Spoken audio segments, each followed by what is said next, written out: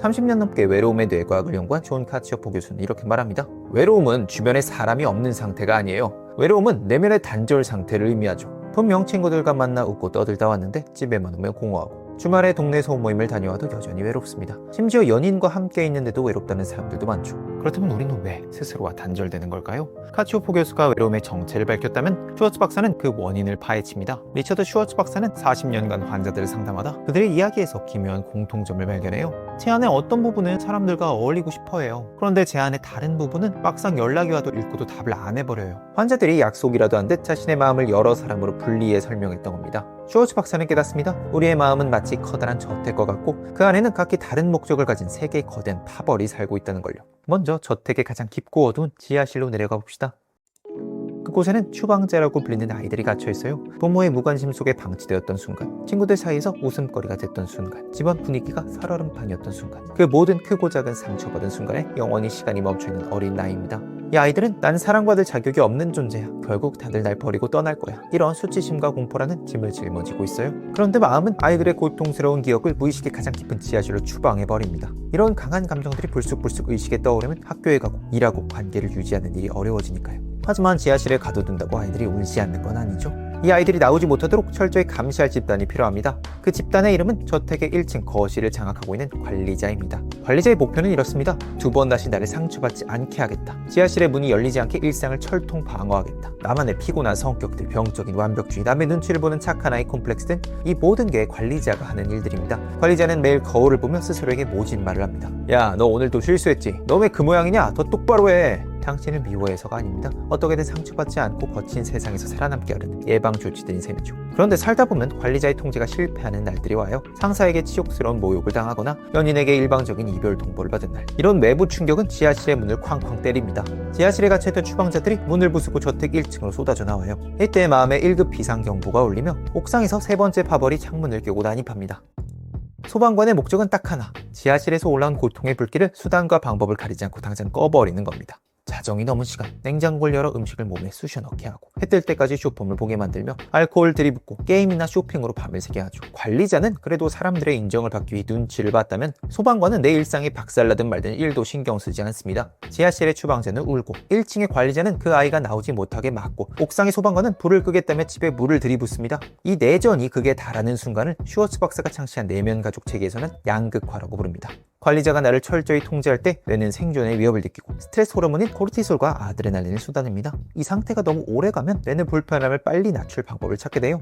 이때 소방관이 출동합니다. 코르티솔의 불길을 꺼버릴 쾌락 호르몬인 도파민과 엔돌핀을 강제 분비시킬 방법을 찾죠. 가장 빠르고 확실한 방법이 뭘까요? 정제 탄수화물을 혈관에 주입하거나 알코올로 중추신경을 마비시키거나 15초마다 정신을 빼놓는 쇼폼의 눈을 고정시키는 겁니다. 그럼 대체 어떻게 해야 이 지긋지긋한 내전을 멈출 수 있을까요? 소방관의 호스를 빼앗고 관리자의 채찍을 부러뜨리면 될까요? 하지만 내면 가족 체계 치료의 핵심은 방어 기제를 부수는 것이 아닙니다. 우리 마음 깊은 곳에 참나가 존재한다는 사실을 깨닫는 겁니다. 여기서 말하는 참나는 명상을 해야 생기거나 긍정 확언을 수천 번 외쳐야 만들어지는 게 아닙니다. 슈워츠 박사는 말합니다. 아무리 먹구름이 잔뜩 낀 날에도 구름 위에는 항상 눈부신 태양이 떠있죠. 마찬가지로 모든 사람의 내면 깊은 곳엔 지혜롭고 연민 가득한 참나가 이미 존재합니다. 우리가 누군가에게 간절히 바라던 따뜻한 이해, 무조건적인 수용, 지혜로운 조언, 원래 우리 안에 들어있습니다. 없던 걸 만들 필요가 없이 있던 걸 다시 깨우면 됩니다. 이런 과정을 6F라고 부르는데요. 지금 같이 해보시죠. 시작에 앞서 스탠포드대 뇌과학 앤드류 휴버먼 교수가 연구한 생리적 한숨으로 몸을 이완시키겠습니다. 먼저 코로 깊고 충분하게 들이마십니다. 숨을 완전히 들이마신 상태에서 폐에 남는 공간을 채우듯 코로 짧게 한 번 더 들이마십니다.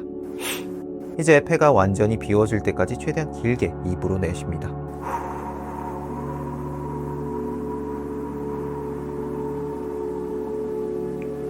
긴 날숨은 이완을 담당하는 부교감 신경계를 활성화해 몸의 긴장을 낮추고 마음을 차분하게 만드는 데 도움을 줍니다. 3번만 같이 해볼까요?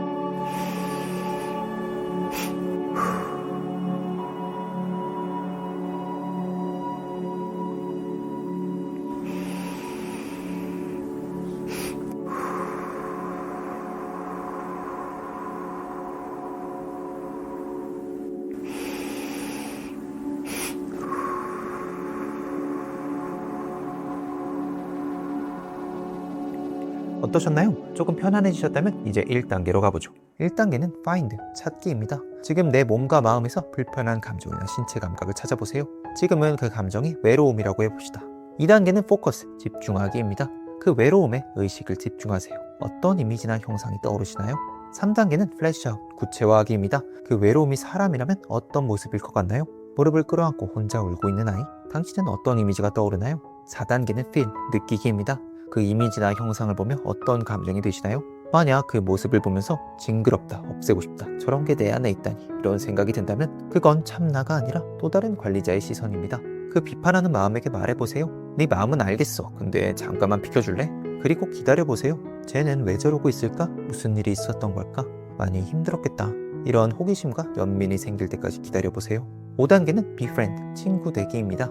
넌 언제부터 거기 있었어? 뭐가 그렇게 무서워? 내가 어떻게 도와주면 좋을까? 그 아이에게 말을 걸어보세요. 6단계는 fear, 두려움 확인입니다.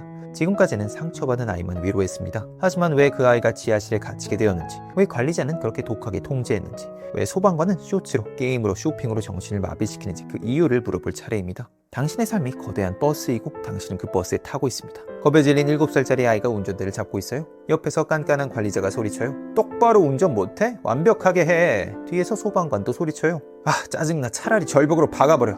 그러다 버스 맨 뒷좌석에 조용히 앉아있던 사람이 일어납니다. 참나가 관리자에게 말해요. 네가 나를 지키려고 애쓴 거 다 알아. 고마워. 근데 이제 내가 책임질 수 있어. 너도 좀 쉬어. 소방관에게 말합니다. 혼자 수습하느라 힘들었지? 근데 이제 괜찮을 거야. 내가 여기 있으니까. 그리고 천천히 앞으로 걸어가서 운전석에 앉은 7살짜리 아이를 부드럽게 안아 올립니다. 네가 운전하느라 고생 많았구나. 이제 괜찮아. 내가 왔어. 그리고 참나, 아니 사실은 진짜 당신이 직접 운전대를 잡습니다. 버스는 비로소 안정적으로 달리기 시작해요. 물론 이런 생각이 드실 수 있습니다. 이거 뭐 듣기는 좋은데 근거가 있는 건가요? 트라우마 분야의 세계적 권위자이자 몸은 기억한다의 저자 베셀 반데어 콜크 박사는 내면 가족 체계 치료를 트라우마 치료의 핵심 기법으로 극찬합니다. 이제부터는 IFS라고 부를게요. 2013년 발표된 연구에서는 류마티스 관절염 환자에게 IFS를 적용했더니 신체 통증 지수와 자기 연민 지수가 동시에 개선됐습니다.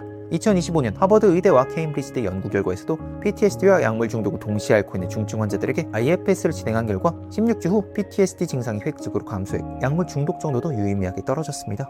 주변에 수백 명의 사람들이 나를 둘러싸고 환호해줘도 내 안이 단절되어 있으면 여전히 외롭고 공허합니다. 반대로 깊은 산속에 혼자 있어도 내 안이 온전히 연결되어 있으면 외롭지 않죠. 외로움의 반대말은 주변에 사람이 많은 게 아닙니다. 외로움의 반대말은 내 안의 모든 파편들이 하나로 연결되는 것이죠. 오늘 영상은 리처드 슈워츠 박사의 IFS 모델과 가브리엘 번스타인의 신간 셀프헬프를 참고했습니다. 저자인 번스타인은 어린 시절 성폭력 트라우마를 억누르기 위해 마약과 알코올 중독에 빠져 살았습니다. 하지만 그녀는 억지로 긍정적인 생각을 하는 뻔한 자기애벌을 멈추고 IFS 모델을 만나 스스로를 치유해냅니다. 슈워츠 박사도 셀프헬프가 IFS의 대중화를 가능하게 해주었다며 이 책으로 내 꿈이 이루어졌다고 표현합니다. 셀프헬프는 저자 본인의 치유 일지이며 4단계 내면 점검, IFS 기반 글쓰기 실습, 통증 들여다보기 등 구체적인 도구들이 많아서 내면 가족 체계를 처음 접하는데 슈워츠 박사의 원전은 다소 학술적으로 느끼시는 분들에게 추천드리고 싶은 책이었습니다. 오늘도 끝까지 들어주셔서 감사합니다.